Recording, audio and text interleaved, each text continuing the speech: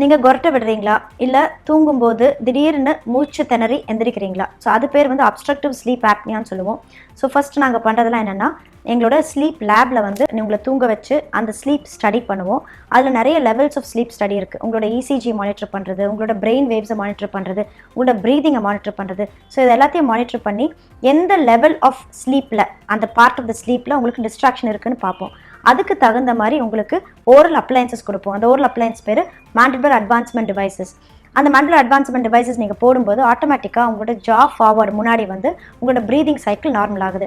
சிலருக்கு வந்து advanced sleep study பண்ணி நம்ம கண்டுபிடிக்கும் போது அந்த பார்ஷியல் ப்ரெஷர் ஆஃப் ஆக்சிஜனும் கம்மியாக இருக்குன்னு நம்ம பார்த்தோம்னா அவங்களுக்கு இந்த Mandibular Advancement Deviceோட சேர்த்து சிபேப் டிவைசஸும் கொடுப்போம்.